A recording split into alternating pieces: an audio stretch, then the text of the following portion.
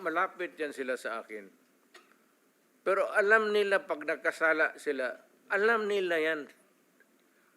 Pagka sinabi ko nga sa kanila, ito, pardon, allow me to use the word. Sinabi ko talaga sa kanila, putang ina kayo mga polis kayo. Huwag kayong pumasok dyan sa droga. Huwag kayong pumasok sa kidnapping. Kasi ako mismo, ako ang papatay sa inyo. Ako ang magparil sa inyo. Totoo yan, sir. Ano yan? Buhay man sila lahat. Sabi ko, putang ina, huwag kayong pumasok dyan. Let's say kayo. Papatayin ko talaga kayo. Kaya yung pulis na nagkasala, sir, mga ganon, either pagka nagkasala,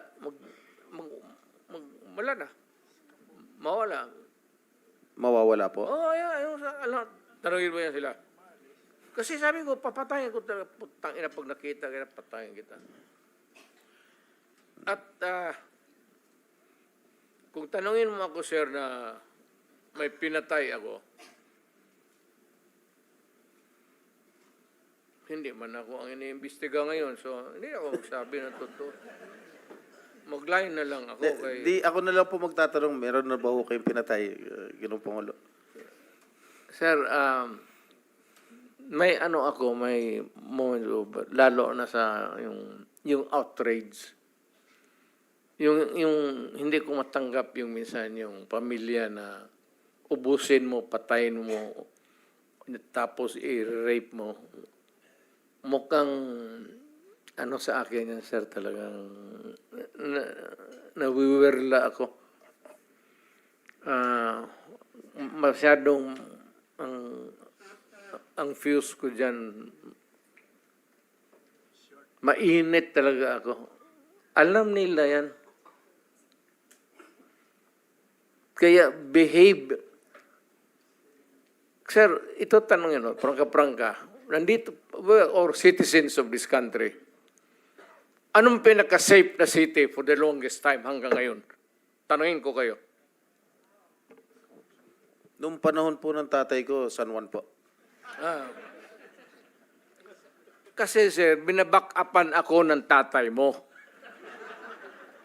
O totoo, huwag na lang tayo mag-ano, ilabas na lang natin. Ang sabi ng tatay mo sa akin, sir, you do what you have to do to make your city safe.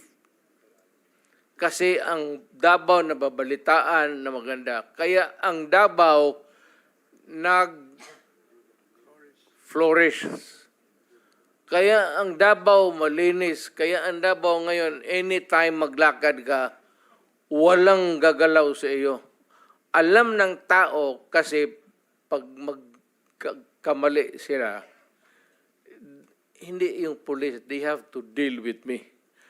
Dapat ako ang imbestigahin dito kung extrajudicial killing. Wala yan sila. Ako mismo ang... Mr. President, noong time na mayor ka, merong police na nag-involve sa droga sa Davao? Marami, sir. Oh, what happened to them as far as you know, Mr. President? Ayan sila. Sila ang may alam. O, sige, Hindi. tanungin natin sila, Mr. Sinabi ko. President. Sige. Sabihin mo, 24 hours, sabihin mo sa putang inang pulis mo.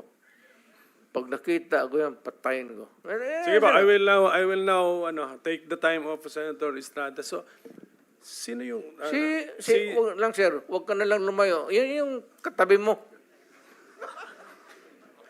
Mamaya, sir. Mamaya. Unahin ko muna itong bisita natin because we will always be with him. So, we have lots of opportunities to ask Senator Bato. Sige.